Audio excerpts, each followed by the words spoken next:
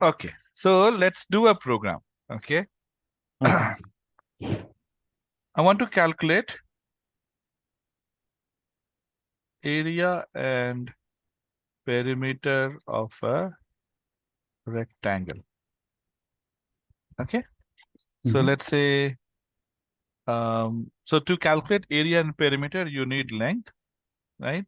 So I say Mm-hmm. length equal to 50. You need breadth. Let's say I Mm-hmm. say equal to 85. Now Mm-hmm. you can also, okay, so what I'm doing here, okay, I'm creating two new variables, L and B. Mm-hmm. Okay, so now see, if I say y equal to x plus 5, Mm-hmm. okay, find the value of y when Mm-hmm. x is 4. Mm-hmm. So what's the value of y when x is 4? 9. 9, right? Mm-hmm. So see here, value of x will change. Mm-hmm. We can define any value to it, Mm-hmm. right? So whatever we define, it's going to take the same value. So I, Mm-hmm. I can say 4 in this case, or I could say 40, right? I could say 80, right? Mm-hmm. So Mm-hmm. this is called as variable. Okay. Oh, Why? okay. Because It's the called value variable. x is called variable Okay. because the value of x can change based on what we decide to put, Mm-hmm. right? But 5 will not change. I cannot say take 5, assume it is 20, right? Yeah. I can't tell Mm-hmm. you take 5, cake pieces and assume it is 20 and distribute among 20 people. I can't do Mm-hmm. that, right? Mm-hmm. So Mm-hmm. here your 5 is constant. Mm-hmm. Okay. So once you define 5, you can't change it. But your, okay, so value won't change. Value Mm-hmm. will remain 5. But when you talk about your x and y, okay, their value can change. So they are called variables. Your x Okay. and y are variable. Okay. Now your Mm-hmm. x is called independent variable because we can put any value to it. 5, 5.5, 6.9, 0, minus 15, anything that you want, you can give to x. Mm-hmm. So x is independent. Okay. It can take any value. Mm-hmm. Okay. Your y is dependent variable. So dependent on x. So it can take any value, but that any value will be dictated by x. It can take multiple values, Mm-hmm. but that depends on x, right? Yeah. If x is 5, your y cannot be anything else other than 9. Mm-hmm. So y is taking multiple values for sure, but y cannot take any value. X can take any value, but y is dependent on the specific value that you give to x. Mm-hmm. Okay, so this is why we say it is a independent or dependent variable. Okay, so now when I told you to find area of a perimeter, area and perimeter of a rectangle, so few things have to remember here. Your L and B are your independent variable. Mm-hmm. Your L and B can take any value, isn't it? You Mm-hmm. can have a rectangle with 1 meter, you can have a rectangle with 1200 meters. Yeah. So your X and Y is independent. And this is why we tell them that input values. So when you solve any problem, when you write a program, there are 3 steps to it. Mm-hmm. Input, process, right? Which is Mm-hmm. formula basically, Mm-hmm. and output. Output is basically the way you display the result, Mm-hmm. right? So input, process, and output. So input, you always have independent variables, length, breadth. Okay. Now you have to calculate the area. Area is again variable, but that is dependent on L and B, right? So here you do not have any constant.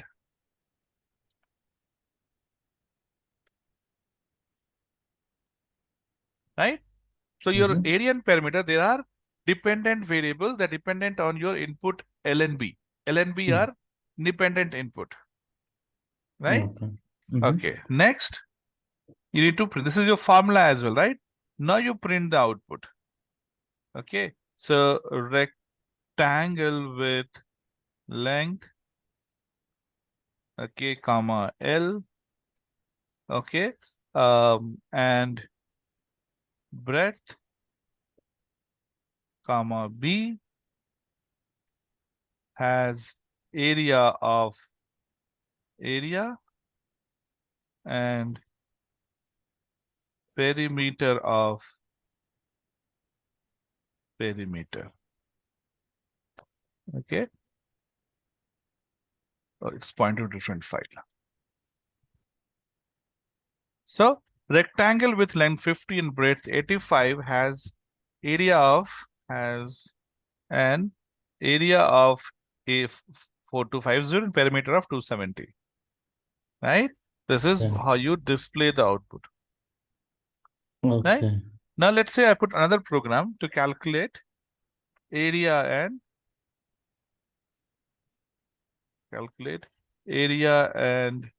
circumference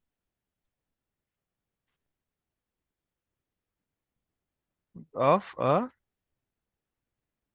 circle. Right? So you say, so this we need input as radius. So your independent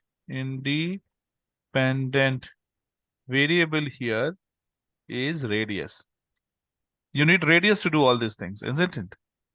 So your radius R, let's say, equal to 13. Okay.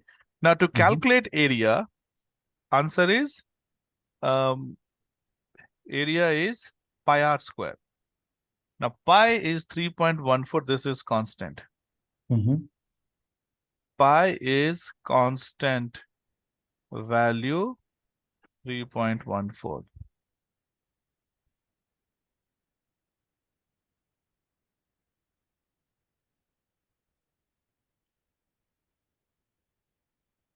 Make sure. Did you understand? Yeah. Yes, sir. Okay. So this is what we call as constant.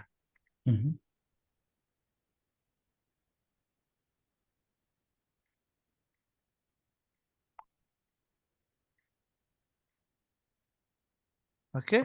Now area is pi into r square. R square is r into r. This is your area. Circumference is, I'll say C equal to 2 into pi r. So again, 2 and 3.14 is constant. R is independent variable. And your area and C are dependent variables. Correct? Because they're dependent on value of R. These are the formula. And then you print it now. So I'll say circle with radius R will have area and circumference of C. Now when you run it, okay, you see circle with radius 13 will have area of 530 and circumference of 81.64. Okay. This is what we call it as printing. You are printing onto the screen. Okay. So we are just defining area and circumference in the line 25 and 20, sorry, Exactly. 25, You're 27, and we are calculating the printing the formula. Yeah, result. that's the process. That's Okay. what you are doing as a process. Okay. And you are giving on line 23 and 24 with the pound symbol, like calculate area and circumference. It is for my understanding, right, Saurav? Hash. Okay. Yeah. Yeah. Hash As is check. comment, right? So we told you Oh, yesterday, hash is for human being, for us to know. okay. So it will not be, we will not execute it. Like in Java, we have two lines. Correct. We, Hash. Correct. Two slash. Yes. yeah. Java and C++, we have double slash. Yes. Here it is Yeah. hash. Exactly. Yes. That's the comment and it won't get executed. Okay. Okay.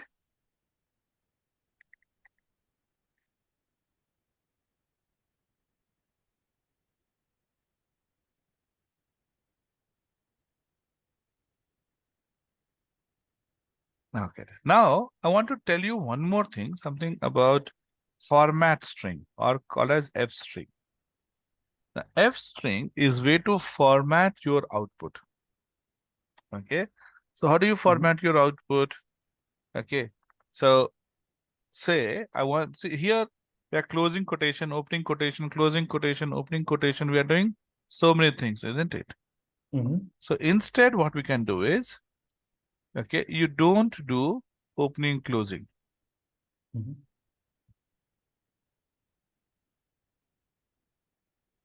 You put a single text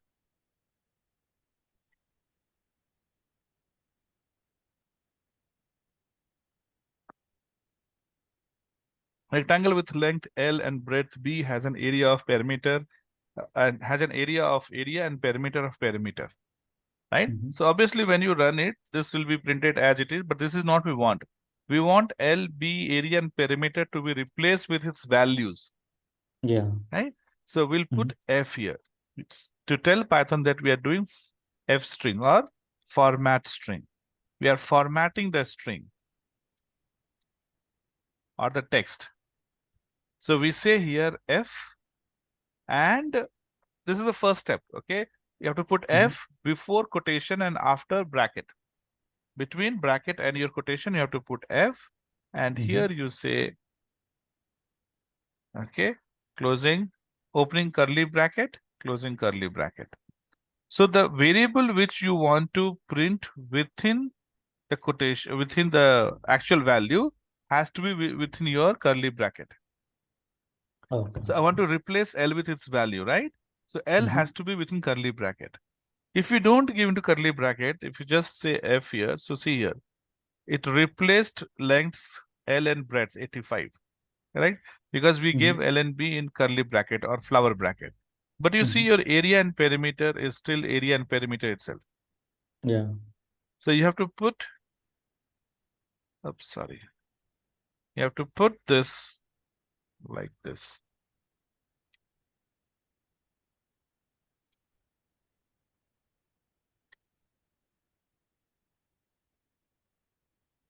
Okay. Now you run it.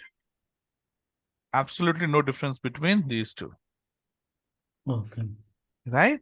So this is what, when you have more than two variables to handle, right? If you have one variable, first method is better. Okay, you can use this method. But when you have two, three variables to handle, here we have four variables to handle. It is always better that you use format string, not Oh, just.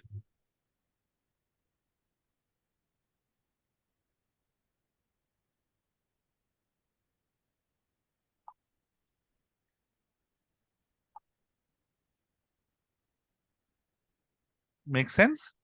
yeah. Okay. Got it. Mhm. Now same thing, we'll do it here. Okay. So I'm going to copy this, paste it here. I'll say F, circle with radius R. R is a variable, so I'll put it in curly bracket. Okay. With, will have, with area, will have, right? Not with have. Will have area of, area and circumference of C. Okay. Now when you print it, you see Yeah. So this is how you do formatting of print output. Since we're talking about formatting itself, let's do a Mm-hmm. couple of more example here. Okay. Okay. Now let's say you have this area which is 30.66. Right? I don't Mm-hmm. want two decimal places. I want only one decimal place. Mm-hmm. So you can do formatting, okay, of this using colon. Okay. So so see, formatting not only means putting them together, but also you can format the way it appears onto your screen. Okay, so here I have to change the way area will appear. So I'll put colon, okay, and the way you want it to appear will be after colon. So I want Okay. only, okay, so as I said, left of, so you put colon here, right? Left of Mm-hmm. colon is a variable. Area is a variable. Area is variable, correct? Mm-hmm. So we put area on left of colon, Mm-hmm. right? And now we want to format it, correct? Mm-hmm. That will happen after colon. So I'm going to say 0.1f. Point means decimal point. Okay, Mm-hmm. I want to, you want to format as decimal point. So point followed by 1. That means I want to use one variable after point. So you say 1 and then you say f, indicating it's a float value. Okay, now you see. Okay. Now I want C to have, let's say, 4 decimal places. So I'll go to C and I'll say instead of 1, I'll say 4. Now you see what happens. Okay. It added 2 extra decimal places.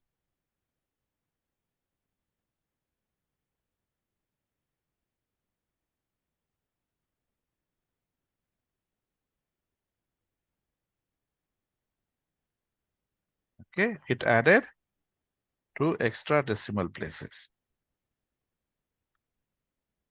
Okay, Mm-hmm. perfect. So, okay.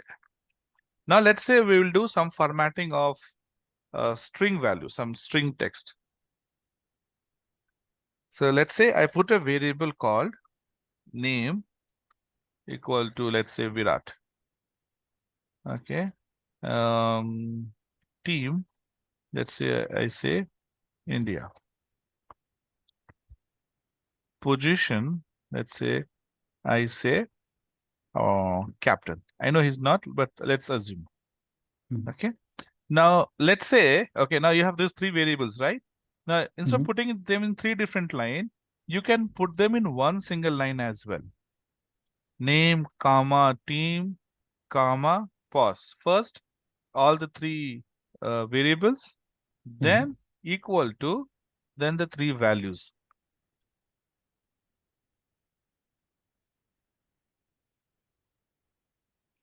You can give in this way also. Mm-hmm. Okay, name, team, pause equal to Virat, India, captain. So first value will go to the first variable. Second value will go to the second variable. Third Mm-hmm. value will go to the third variable. Okay. Now let me print it something like this. Print f player's name is, okay, name from the team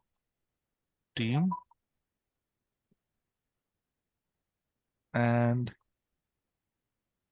represents as boss at the event, let's say. So when you run it, you get player's name is Virat from the team India and represents as captain for the event. Right? Now let's Yeah. say I have another player. I'll copy and paste it down here. Okay. Mm-hmm. I'll take some fictitious player name. Mm-hmm. I'll take some fictitious country. Okay, let's take some real country. Okay, let's put some bigger name, something like this.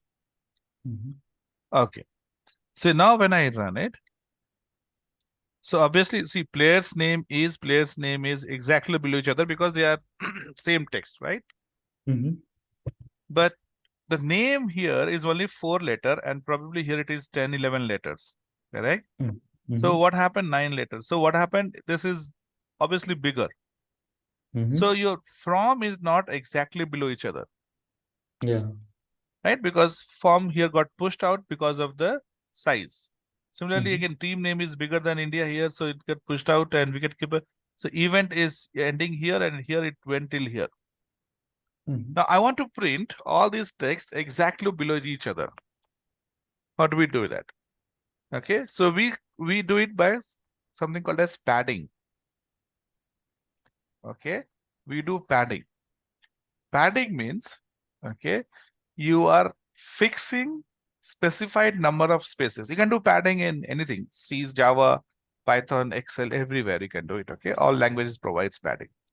So padding is where you give a fixed text, okay, fixed number of spaces for printing something. Okay, so for, let's say, for name, since Mangwaba is about 9 letter, I'll give maybe 10 letter as I want to give 10 characters. So that 10 characters is fixed.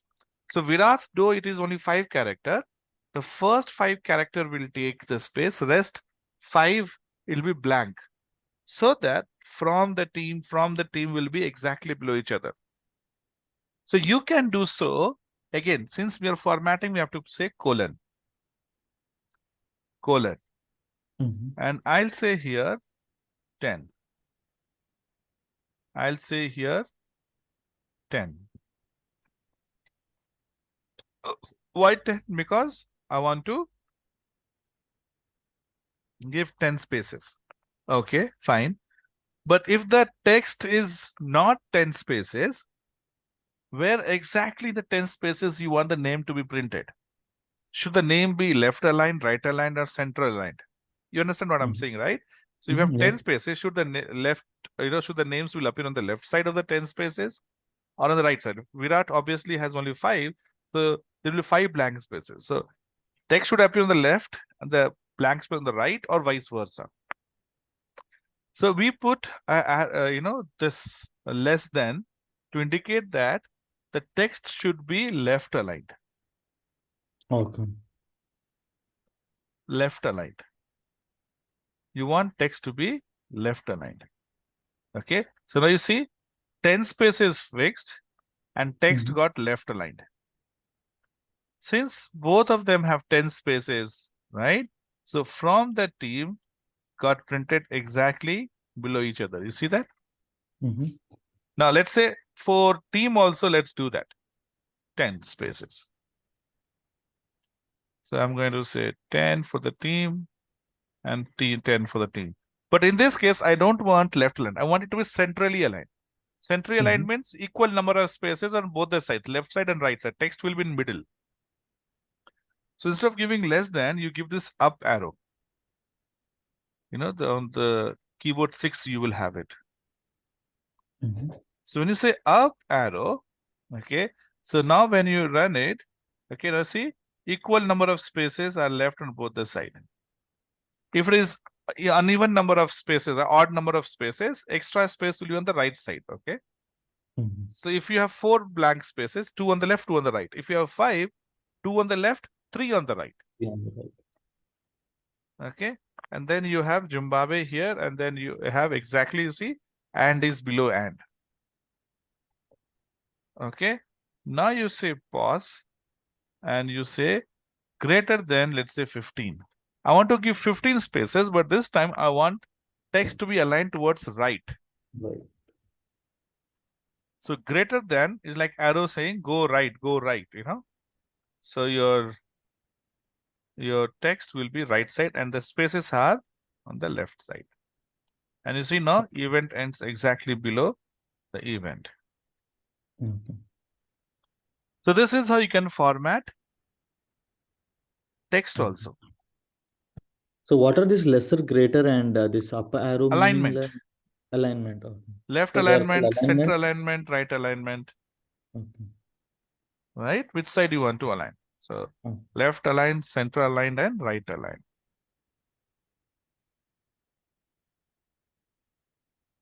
So we call those three in terms as like alignments. We use the terminology. Yes, yes. Left aligned, center aligned, right aligned. Yeah.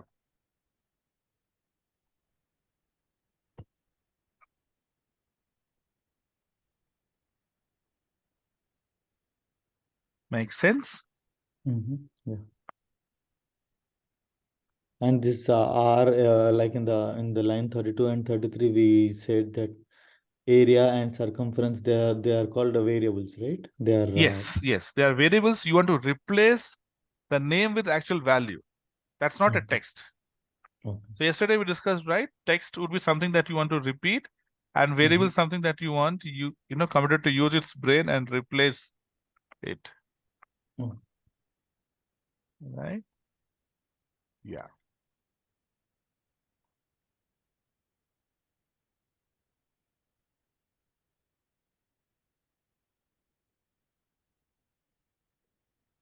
Any other question? No, sir, nothing so far. Perfect. Okay. So now we'll go to the next discussion, next topic of discussion, which is type of data. We said variables, we spoke about data, right? Now, what are different types of data? Now, this data is important because based on the data itself, you will decide whether, what kind of operation you can perform.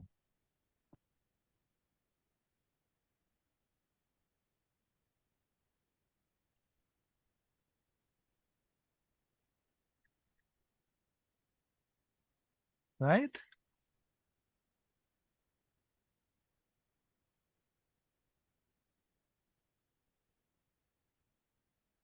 Okay. So if you talk about integer numbers, right, you can add, subtract, multiply. If you talk about text, you can concatenate the text. And of course, a lot of things that we are going to learn, right? So when you know what you're dealing with, okay, like mobile numbers, when you have two mobile numbers, you don't add them up together, right? Okay. But if you have two apples, right, you will add them, right? Let's say, you already have apple in your home and you buy a new set of apples. So now you have, what you had earlier plus the new set of apple. So now you say that I have got 5 apples, right? And mobile numbers, you don't say that, you don't add up your 10-digit numbers and say that now you have, 11-digit number, right? So because it depends upon the data that you have, there is set of operation that goes behind it. So that's why we need to understand what are different types of data. Okay. At basic level, we are going to learn few more data set types later, complex type. But at the basic data type, we have only 5 in Python. Okay. So those are your integer. Okay. So if I say var1 equal to 50, when I say var1 equal to 50, okay, it becomes integer type. And there is a mechanism to measure it. Okay, you say print, okay, type of var1. Okay, we are doing so many things. Okay, I expect you to practice. Okay, see when Yeah, I sure. am doing it, I want you to see my screen because I want you to understand what we are doing. Okay, so that you see the output. Okay, and you understand how the output is and ask me questions. But at once we are done, I'll upload it on the same site. Okay, I'll share the link with you, and I want you to practice them at least once so that you can see how it works, right? Yeah, sure, sir. Yeah. Okay.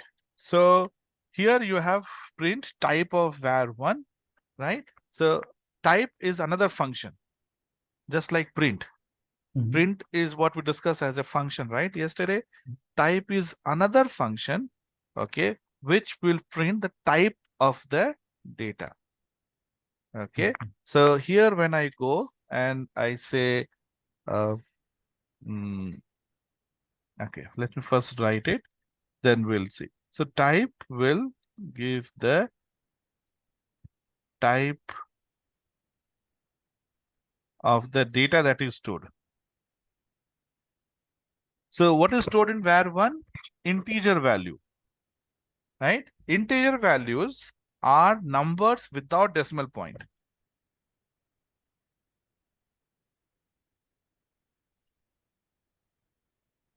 Okay, numbers without decimal point. Okay, this, it can be positive or negative. So it can be minus 15, 0, plus 15, 99, minus 99, whatever, right? But it should not have decimal value. The moment you add decimal, it becomes float, no longer an integer value. Okay. So yes, so now, okay, now when I say type of var1 should give me the data type, so it should give me int. Okay, it should give int. Now I want to see what type is giving. So that's why I said print. Okay, so print and type. So type is a function which is returning us int. Print is a function which is printing onto the screen. So when I say print of type, it is going to give us output as int. Okay. So now when you print and see here, let me run it. So you'll see it is integer, class int. Everything in class in Python is treated as class and integer. Sorry. Everything in Python is treated as class and object. Class. Everything is class. Okay. Now you have done Java programming, so you understand what class is, isn't it? Class is when you are defining, okay, a certain set of properties for a data, right? So obviously when you create a class, it will have its own set of properties. Okay. So we'll look at the properties in some time. Okay. Now in Java, basic data types like integer, string, they are primitive types, we call them. They are not class type. But Python treats even these as class. Okay. Okay. Okay. So, okay, even these are treated as class. So this is your integer class. Now we can have var1, and this time I'm saying, okay, 50.0. When you say 0.0, it is a decimal value. Okay. And when the decimal comes in, it's no longer integer, it becomes float. Okay. This is your float. Float means number with decimal value. Okay. Plus minus accepted. Minus 55.0, plus 60.9, 0.0. All these are your examples of float value.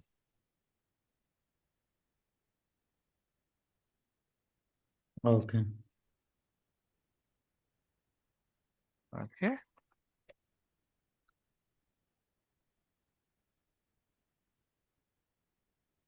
Okay. The next type, so there are three types of numeric values.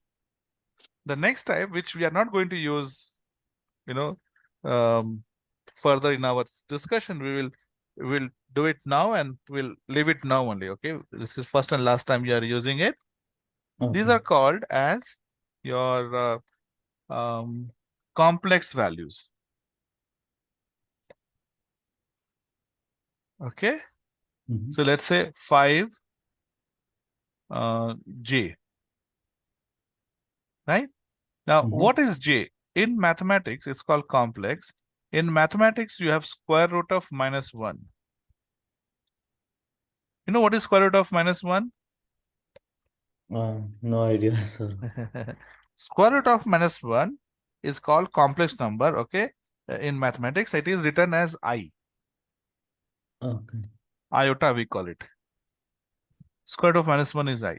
Same, in Python, we say J. That's the difference. So if I say Okay, now let me print the type first. That's what we have been doing. So let's print the type. And now I'm going to say print 5j into 5j. What is 5j into 5j? 25. 5 into 5 is 25. 5j into Okay. 5j is Minus minus 5 into minus 25. 5. Minus Okay. 25. Mhm. Okay. 5 into 5 is 5 square, which is 25. J square is minus 1. So it is minus 25. Okay. So minus 25 would become integer value, Mhm. right? So minus 25 would become integer value, but it's a complex value, right? So it Mhm. says, okay, since 5 is integer, but 5.0 becomes float. Mhm. So minus 25 is integer, but minus 25 plus 0j would become complex. So we are Mhm. saying there is no complex value associated to minus 25 plus 0j. So 0j is like saying 0.0. Okay, there is no complex element, but since it's Mhm. a complex value, you have to give output as complex only. So to make it complex, you're adding 0j. Okay. Okay, and this is our last discussion. We are not going to discuss it anymore. So Okay. we'll be our interest is integer, float, and rest of the other two. Right? I told you 5 types. Mhm. The rest, the second or the fourth one rather. So these are your 3 numeric types. Okay, numeric data types. These are 3: int, float, and complex. Now this Mhm. is your string type, text type. Okay, string. It represented as str. Now, here there is no different concept. In Java, you would have heard character and string. Character is Mhm. one character, string is multiple characters. Here, there is no separate concept of single or multiple. Okay, whether it is single, whether it is multiple, it's all the same. Okay, we say string. Now, you can define a string using single quote or double quote, doesn't matter. Okay. Okay, Python treats single quote and double quote as same. And again, we will, after a few classes, we will have a separate session on string. You will see that, okay, you'll see that strings can be written as triple quotation also. Okay. You can write triple quotation also without any problem, but there is a difference between single and double, absolutely no difference. But Okay. single, double versus triple, there is a difference. We'll see when we get into strings. Okay, when we get into strings, we will see that. Okay, Okay. triple quotation can also be used for multi-line comment. Okay, so let's say, Okay. see, comment means what? It's a text which will not be executed, right? So Yeah. I can say here triple quotation here, and I say this is a multi-line comment in Python. Absolutely. So you're defining a text, but you're not printing, you're not using it. If you're not printing, if you're not using, it becomes as good as comment only. Okay. Right? So Mhm. it's an innovative way of using text as a comment, multi-line comment. So Okay. hash, see, it's not comment, it's not giving grade like this one. Mhm. So Python as such does not have a special multi-line comment. Okay, but you can use this triple quotation for multi-line comment. Okay. So if you want to print it, we have to put the print in front of the colon or Print is a in front of function. the. So you Okay. have to write print first, and inside that, whatever you want to print. So Okay. within quotation, you have to give, right? Now, when you give within quotation, it is up to you whether you want to give text. So text is always with quotation. Okay. So see, so when you say print, print is your function to print, Mm-hmm. right? So Mm-hmm. when you print something, that has to be within the print. So from print, what it mandates is that you have to write within bracket. That Okay. is the mandatory thing from the Python, that whatever you want to print, you have to give me within bracket. This Mm-hmm. is the text okay, so syntax, right? We know what syntax is. Syntax means the rule that you have to follow when you're writing a Python program. Okay. When you're doing a Python program, that's a rule that you have to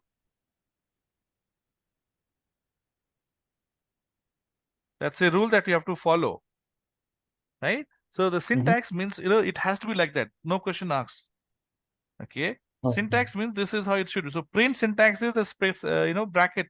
So you can't ask why bracket only. But Okay. syntax means you cannot ask questions. So when you have to use function, okay, print or input, right? We have used input type also, not input type. So type is also a function. So you have to use bracket. Print is also Mm-hmm. function. You have to use bracket. Okay. So it has to be with followed by bracket. Now it is a text property to put it in quotation. So that's why we ended up putting print bracket. This is part of print, and text, which is part of your string. Okay.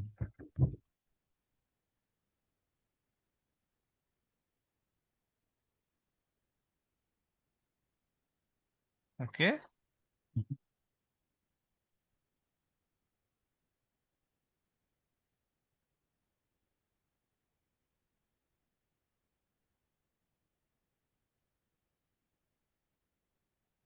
All right. So did I answer the question? Yeah, yes, sir. Awesome.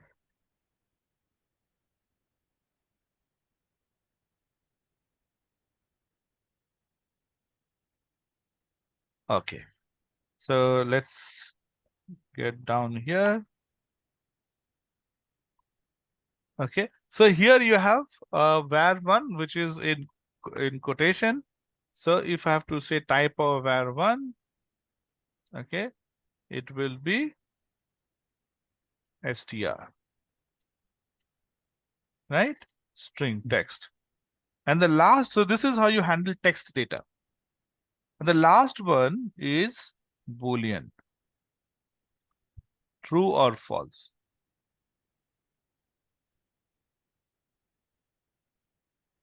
If you are to handle situation like either true or false, this is how you use true or false. Okay. So value can be either true or false, nothing else. There's no third option. That's why we say bool, two. Okay. And if I say print type, you get bool.